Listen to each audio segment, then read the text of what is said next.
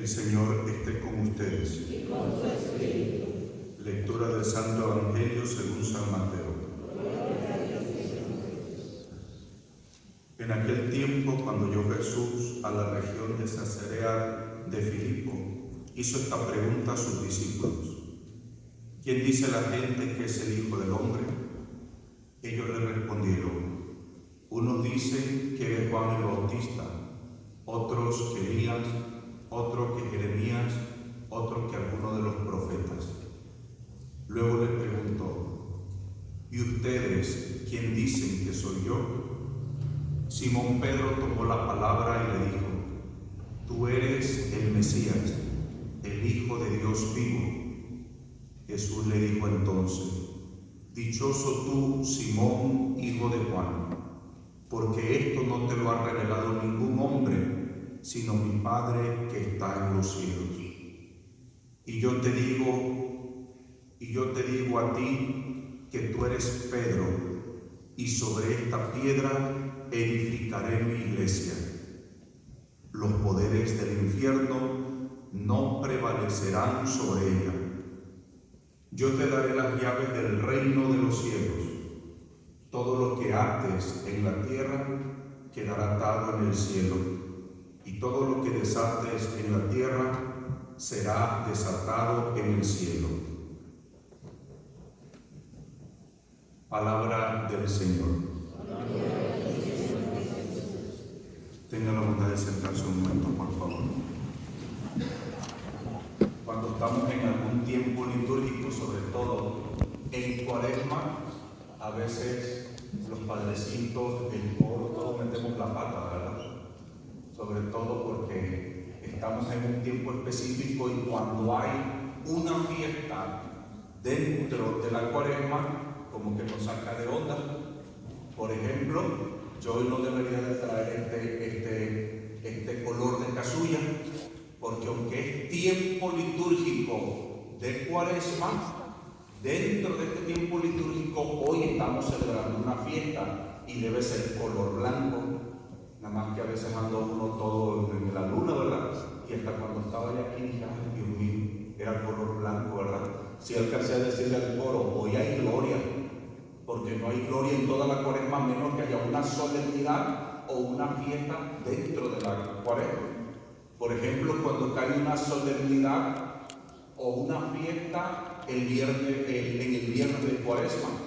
Los viernes de Cuaresma no se come carne, pero si cae una fiesta o una solemnidad, sí se puede comer carne. Fue el caso, creo, del año pasado, cuando la fiesta de San José cayó en un viernes, me parece, no fue si la fiesta de San José, que a ver que se va moviendo, y entonces cayó en viernes, y el obispo dijo: no, y sí se puede comer carne, ¿no? Entonces son estas particularidades de la liturgia que uno las tendría que saber, y cuando no las sabe, él sabe que el Padrecito, ¿verdad?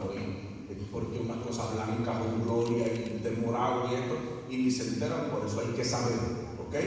Hoy estamos celebrando la fiesta de la Catedral de San Pedro. ¿Qué es la catedral? ¿De dónde viene la palabra catedral o donde viene la palabra catedrático? ¿Sí? ¿Qué es la catedral? Es el lugar donde se sienta el que va a enseñar. Moisés, dice nuestro Señor, en la cátedra de Moisés se han sentado, ¿verdad? Dice el Señor. La catedral está en la catedral, y ahí viene la palabra catedral, ¿no? ¿Por qué se llama catedral? Porque donde se siente el obispo para enseñar en su diócesis, ahí viene la palabra catedral. En la catedral está la cátedra, que es la silla grandota. Aquí no se llama catedral, porque aquí está el obispo. Aquí en la parroquia está el obispo. ¿Quién está? No, están los padrecitos, ¿verdad? Entonces eso aquí no se llama cátedra, esa silla grandota aquí se llama sede, ¿ok? Pero en la catedral se llama cátedra, y es donde el obispo imparte la cátedra, la enseñanza a toda su diócesis. De ahí es donde va a salir luego, de las catedrales es donde van a salir las universidades, de ahí es donde va a descender o va a salir la palabra catedrático. Hoy día el que da clases en una gran universidad se le llama catedrático, ¿cierto? Porque viene ahí del que enseña. Hoy celebramos la cátedra del apóstol San Pedro. Fíjense que nuestros hermanitos separados, ellos dicen, tú tienes que ir a una iglesia que esté fundamentada sobre la palabra de Dios. Y la cuestión con nosotros es que nuestra iglesia no está fundamentada en la palabra de Dios. Ahorita tal vez lo voy a hacer bola, pero voy a tratar de explicarlo. ¿De dónde surge como esta adivinanza que hacen? ¿Qué existió primero, el huevo o la gallina? ¿Qué existió primero? La gallina. Sí, primero existió la gallina. Aquí, por ejemplo, ¿qué existió primero? ¿La Biblia o la iglesia?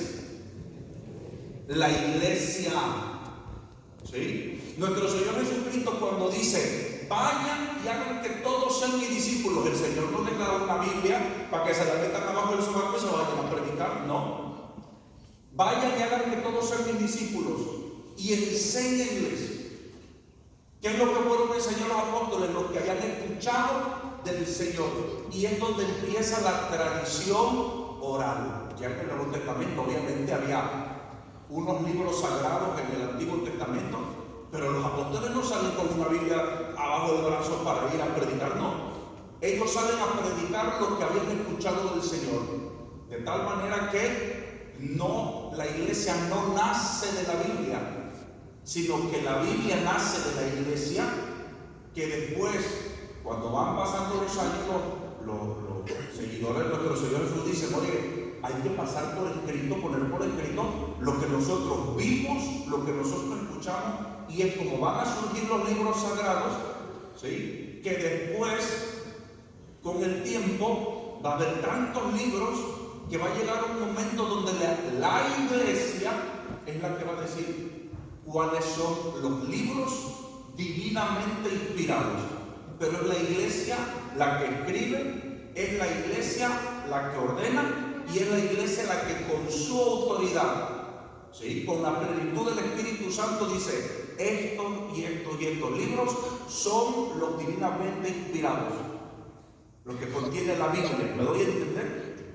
De tal manera que nosotros, nuestra iglesia, claro, se alimenta, vive, no está desconectada de la Biblia, pero aquí es para entender que la Biblia nace de la iglesia. ¿Sí me doy a entender?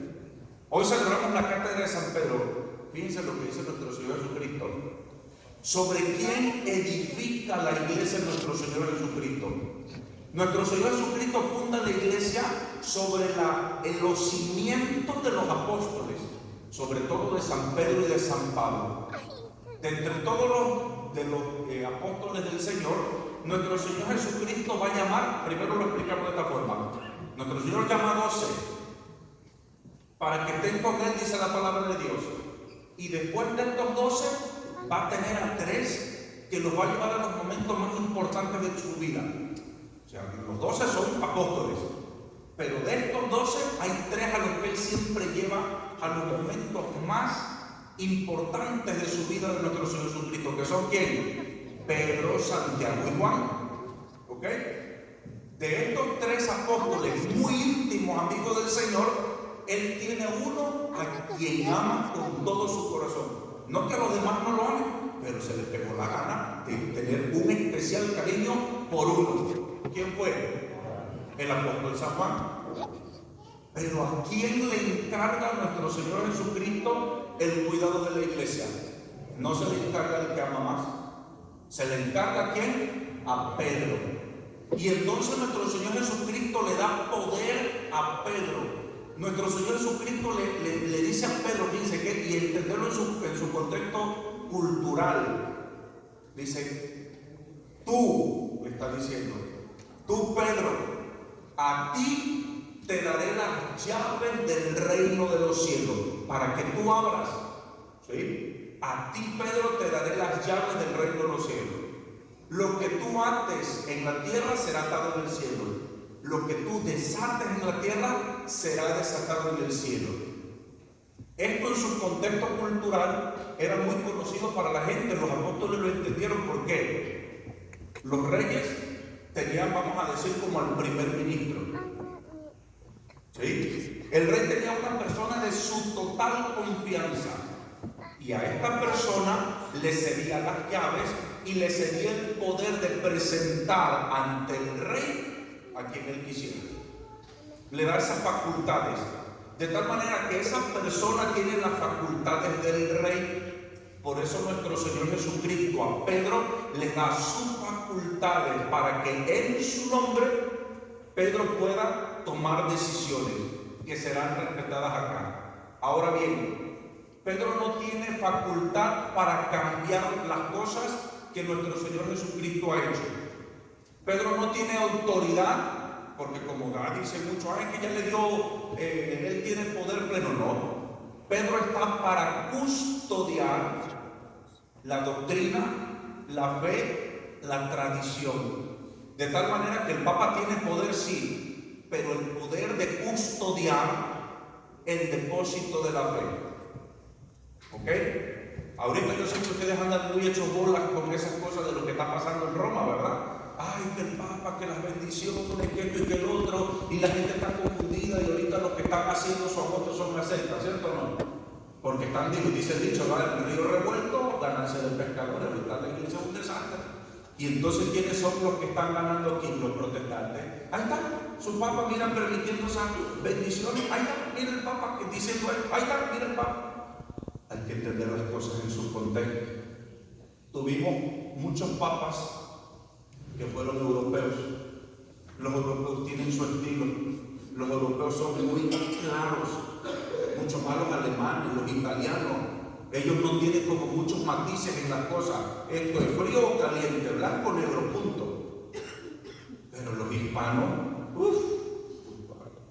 ¿cómo somos los hispanos, no? Entonces ahora tenemos un papa hispano y de pronto dice cosas, dice sus dichos y dice sus cosas y la gente se queda, ay, el Papa está ofendiendo a Santa Teresa de Ávila porque le dijo la vieja.